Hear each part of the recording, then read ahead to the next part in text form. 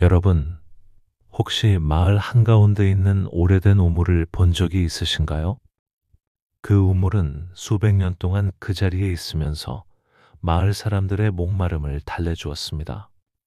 어떤 날은 많은 사람들이 와서 물을 길어갔고, 어떤 날은 아무도 찾지 않아 고요했습니다.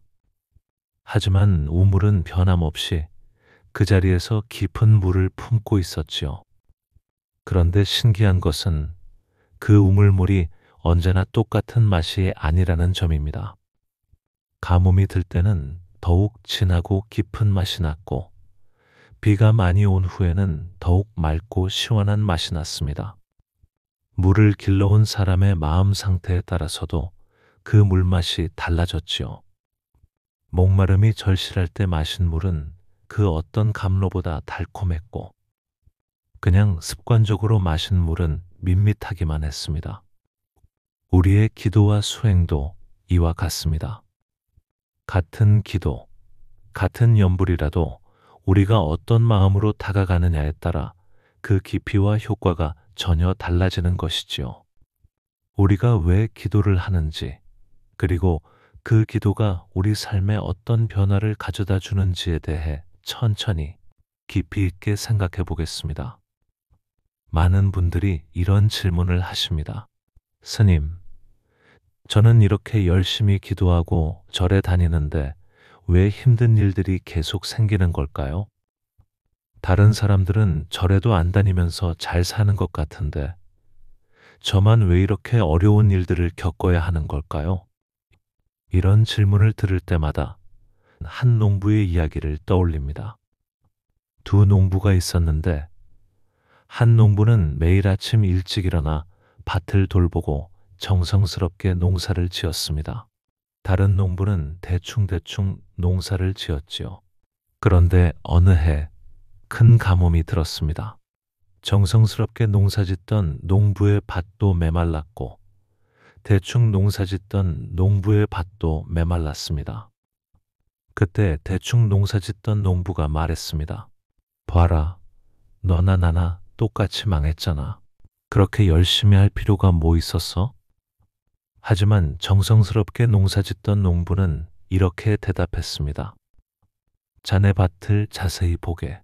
내 밭은 뿌리가 깊어서 완전히 말라 죽지는 않았네. 비만 조금 와도 금방 살아날 수 있어. 정말 그랬습니다. 며칠 후 단비가 내렸을 때 정성스럽게 가꾼 밭은 금세 푸르러졌지만 대충 가꾼 밭은 이미 뿌리까지 말라서 다시 살아나지 못했습니다. 우리의 기도와 수행도 마찬가지입니다. 당장 눈에 보이는 결과가 같아 보일 수 있지만 우리 마음 깊은 곳에서는 분명한 차이가 생기고 있는 것입니다. 기도하는 사람의 마음은 깊은 뿌리를 내리고 있어서 어려운 상황이 와도 완전히 무너지지 않습니다. 그리고 좋은 기회가 오면 더욱 빠르게, 더욱 크게 성장할 수 있는 힘을 갖추게 되는 것이지요. 부처님께서는 이런 말씀을 하셨습니다. 모든 중생은 자신이 지은 업에 따라 과보를 받는다. 이 말씀을 처음 들으면 조금 딱딱하게 느껴질 수 있습니다. 하지만 이를 우리 일상의 언어로 풀어보면 우리가 뿌린 씨앗대로 열매를 거둔다는 의미입니다. 그런데 여기서 중요한 것은 우리가 뿌린 씨앗이 언제 싹트고 언제 열매를 맺을지는 아무도 모른다는 점입니다. 어떤 씨앗은 곧바로 싹트고 어떤 씨앗은 몇 년 후에 싹트며 어떤 씨앗은 아주 오랜 시간이 지나서야 싹트기도 합니다. 한 할머니가 손자와 함께 정원을 가꾸고 있었습니다. 할머니는 느티나무 씨앗을 심으면서 손자에게 말했습니다. 얘야, 이 나무가 크게 자라려면 최소한 50년은 걸린단다. 손자가 물었습니다. 할머니, 그럼 할머니는 이 나무가 다 큰 모습을 못 보시는 거예요? 할머니가 미소 지으며 대답했습니다. 그렇지. 하지만 지금 심지 않으면 너도, 너의 아이들도 그 나무 그늘에서 쉴 수 없잖니. 우리의 기도와 선행도 이와 같습니다. 지금 당장 눈에 보이는 결과가 없다고 해서 의미 없는 것이 아닙니다. 우리가 지금 심는 선한 마음의 씨앗들이 언젠가는 반드시 아름다운 열매를 맺게 될 것입니다. 그렇다면 우리는 어떤 마음으로 기도해야 할까요? 여기서 가장 중요한 것은 간절함입니다. 하지만 이 간절함이 무엇인지 정확히 이해하는 것이 중요합니다. 간절함이란 단순히 큰 소리로 빌거나 오랜 시간 기도하는 것만을 의미하지 않습니다. 진정한 간절함은 진실한 마음에서 나옵니다. 한 도예가가 있었습니다. 그는 평생을 바쳐 완벽한 도자기 하나를 만들고 싶어 했습니다. 매일 작업실에서 흙을 빚고 불을 떼고 실패를 거듭했습니다. 어떤 날은 거의 완성 단계에서 깨져버리기도 했고, 어떤 날은 색깔이 마음에 들지 않기도 했습니다. 주변 사람들이 말했습니다. 그렇게 집착하지 말고 적당히 타협하면 되잖아. 이미 충분히 훌륭한 작품들을 많이 만들었는데 뭘 더 바라는 거야? 하지만 도예가는 포기하지 않았습니다. 그에게는 단순히 성공하고 싶다는 욕심이 아니라 진정으로 아름다운 것을 창조하고 싶다는 순수한 열망이 있었기 때문입니다. 80세가 되던 해, 드디어 그가 꿈꿔왔던 완벽한 도자기가 탄생했습니다. 그 도자기를 보는 순간 모든 사람들이 감탄했습니다. 그것은 단순히 기술적으로 완벽한 것이 아니라 도예가의 평생에 걸친 진실한 마음이 고스란히 담긴 작품이었기 때문입니다. 우리의 기도도 이와 같아야 합니다. 단순히 내가 원하는 것을 얻기 위한 수단이 아니라 진실한 마음으로 부처님께 다가가는 것이어야 합니다. 그리고 그 결과에 대해서는 온전히 부처님의 지혜에 맡기는 것이지요. 많은 분들이 왜 착하게 살려고 노력하는데 힘든 일이 생기느냐고 묻습니다. 이에 대해 부처님께서는 이런 비유로 설명해 주셨습니다. 무거운 짐을 진 사람이 긴 여행을 하고 있었습니다. 그 사람은 매일 조금씩 짐을 내려놓으려고 노력했습니다. 하지만 아직도 어깨가 아프고 다리가 저렸습니다. 주변 사람들이 말했습니다. 봐라, 짐을 내려놓으려고 노력해도 여전히 힘들잖아. 그냥 포기해. 하지만 현명한 스승이 말했습니다. 자세히 보아라. 그의 걸음이 처음보다 훨씬 가벼워졌고 표정도 밝아졌다. 만약 그가 짐을 내려놓으려는 노력을 하지 않았다면 지금쯤 그 무거운 짐에 짓눌려 한 걸음도 앞으로 나아갈 수 없었을 것이다. 우리가 지금 겪고 있는 어려움들은 과거에 지은 무거운 업의 짐들입니다. 하지만 기도하고 선행을 쌓음으로써 우리는 그 짐을 조금씩 덜어내고 있는 것입니다. 당장 눈에 보이지 않더라도 분명히 우리는 더 가벼워지고 있습니다. 그렇다면 구체적으로 어떻게 기도해야 할까요? 여기서 중요한 것은 꾸준함입니다. 한 정원사가 메마른 땅에 정원을 만들고자 했습니다. 처음에는 물을 아무리 주어도 땅이 물을 흡수하지 못했습니다. 물은 그냥 표면으로 흘러내려갔지요. 주변 사람들이 말했습니다. 이 땅은 안 돼. 다른 곳을 찾아봐. 하지만 정원사는 포기하지 않고 매일 조금씩 물을 주었습니다. 처음 한 달은 아무런 변화가 없었습니다. 두 달째도 마찬가지였습니다. 하지만 세 달째가 되자 땅이 조금씩 부드러워지기 시작했습니다. 6달이 지나자 물이 땅속 깊이 스며들기 시작했습니다. 1년 후에는 아름다운 꽃들이 피어났습니다. 우리의 마음도 이와 같습니다. 오랫동안 굳어진 습관과 생각들이 하루아침에 바뀌지는 않습니다. 하지만 매일 조금씩 꾸준히 기도하고 수행하다 보면 우리 마음도 점점 부드러워지고 지혜의 꽃들이 피어나기 시작합니다. 기도할 때 가장 중요한 것은 형식이 아니라 마음입니다. 어떤 분은 저는 경전도 잘 모르고 연불도 제대로 못해서 부끄럽습니다. 라고 말씀하십니다. 하지만 부처님께서는 이런 말씀을 하셨습니다. 진실한 마음 하나가 1000가지 화려한 공양보다 귀하다. 한 소녀가 부처님께 공양을 올리고 싶었습니다. 하지만 가난해서 값비싼 꽃이나 향을 살 수 없었습니다. 그래서 길가에서 핀 작은 들꽃 하나를 꺾어서 부처님께 올렸습니다. 그 순간 소녀의 진실한 마음을 아신 부처님께서 미소 지으셨다고 합니다. 반면에 부자가 값비싼 금과 보석으로 화려한 공양을 올렸지만 그의 마음은 자신을 자랑하고 싶은 마음으로 가득했습니다.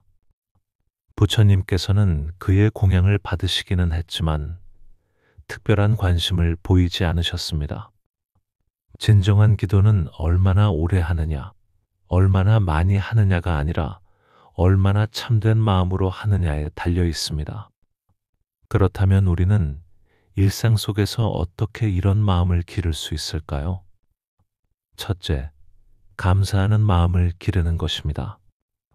매일 저녁, 잠자리에 들기 전에 오늘 하루 감사한 일들을 3가지씩 떠올려 보십시오.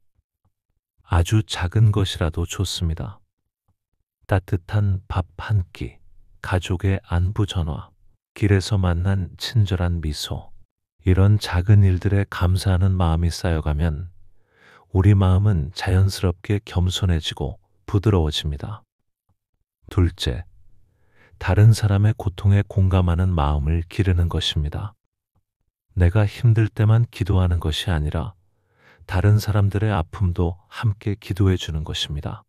부처님, 오늘 뉴스에서 본 그분들의 아픔이 덜어지기를 빕니다. 우리 동네 아픈 할머니가 건강해지기를 빕니다. 이런 마음으로 기도하면 우리의 마음은 더욱 넓어지고 깊어집니다. 셋째, 실수했을 때 자신을 용서하는 마음을 기르는 것입니다. 많은 분들이 나는 죄가 많아서 부처님께 기도할 자격이 없다고 생각합니다. 하지만 부처님께서는 완벽한 사람만을 위해 계시는 것이 아닙니다. 바로 우리처럼 부족하고 실수 많은 중생들을 위해 계시는 것이지요. 한 스님이 제자에게 물었습니다. 깨끗한 옷에 먼지가 묻었을 때와 더러운 옷에 먼지가 묻었을 때 어느 쪽이 더 잘 보이느냐? 제자가 답했습니다. 깨끗한 옷에 묻은 먼지가 더 잘 보입니다. 그렇다. 수행을 시작하면 오히려 자신의 부족함이 더 잘 보이게 된다. 하지만 그것은 나빠진 것이 아니라 더 깨끗해지고 있다는 증거다. 우리가 자신의 부족함을 알아차리는 것 자체가 이미 성장하고 있다는 증거입니다. 그러니 자신을 너무 질책하지 마시고 부족하지만 더 나아지려고 노력하는 나 자신에게도 자비를 베풀자는 마음을 가져보십시오. 마지막으로 기도의 결과에 집착하지 않는 마음을 기르는 것입니다. 우리는 종종 이렇게 열심히 기도했는데 왜 원하는 대로 안 되지? 라고 생각합니다. 하지만 진정한 기도는 내가 원하는 것을 얻기 위한 거래가 아닙니다. 한 농부가 씨를 뿌린 후 매일 땅을 파서 왜 아직 싹이 안 나오지? 라고 확인했습니다. 당연히 씨앗은 제대로 자랄 수 없었지요. 현명한 농부는 씨를 뿌린 후 적절히 물을 주고 잡초를 뽑아주고 햇빛이 잘 들도록 돌봐주되 자연의 시간을 기다립니다. 우리의 기도도 마찬가지입니다. 정성을 다해 기도한 후에는 부처님의 지혜로운 안배를 믿고 기다리는 것입니다. 우리가 원하는 것과 다른 결과가 나타날 수도 있지만 그것이 때로는 우리에게 더 좋은 것일 수 있습니다. 한 어머니가 아들의 대학 합격을 위해 열심히 기도했습니다. 하지만 아들은 원하는 대학에 떨어졌습니다. 어머니는 실망했지만 그래도 부처님께 감사드렸습니다. 몇 년 후 아들이 다니게 된 대학에서 평생의 스승을 만나 훌륭한 사람으로 성장했을 때, 아, 부처님께서는 내가 바란 것보다 더 좋은 것을 주셨구나. 이것이 바로 진정한 믿음입니다. 내가 원하는 대로 되지 않더라도 부처님의 크신 자비와 지혜를 믿고 받아들이는 것입니다. 여러분, 우리는 모두 각자의 인생이라는 정원을 가꾸고 있는 정원사들입니다. 어떤 분의 정원에는 화려한 꽃들이 만발해 있고 어떤 분의 정원에는 아직 새싹만 돋아나고 있을 수도 있습니다. 하지만 중요한 것은 지금 당장의 모습이 아니라 매일 정성스럽게 가꾸어가는 그 마음입니다. 기도란 우리 마음의 정원에 물을 주는 것과 같습니다. 당장 눈에 보이는 변화가 없더라도 분명히 우리 마음의 뿌리는 더 깊어지고 있고 더 튼튼해지고 있습니다. 그리고 때가 되면 반드시 아름다운 꽃들이 피어날 것입니다. 오늘부터는 결과를 재촉하지 마시고 과정 자체를 즐기시기 바랍니다. 기도하는 그 순간 자체가 이미 축복이고 부처님과 하나가 되는 소중한 시간임을 기억하십시오. 그리고 무엇보다 혼자가 아니라는 사실을 잊지 마시기 바랍니다. 우리와 같은 마음으로 기도하고 수행하는 수많은 도반들이 있고 우리를 자비로 지켜보시는 부처님께서 계십니다. 때로는 힘들고 외롭더라도 우리는 혼자가 아닙니다. 기도는 특별한 날에만 하는 것이 아닙니다. 버스를 기다리면서, 산책을 하면서, 설거지를 하면서도 할 수 있습니다. 마음속으로 부처님, 감사합니다. 부처님, 모든 중생이 행복하기를이라고 짧게 기도해 보십시오. 이런 작은 기도들이 모여서 우리 일상을 성스럽고 의미 있게 만들어 줄 것입니다. 오늘 이 말씀이 여러분의 마음에 작은 씨앗이 되어 언젠가 아름다운 깨달음의 꽃으로 피어나기를 간절히 기원합니다.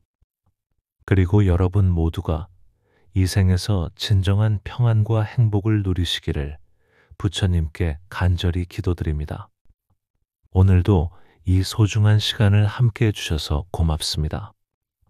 부처님의 자비와 지혜가 여러분과 여러분의 가족들에게 늘 함께 하시기를 빕니다.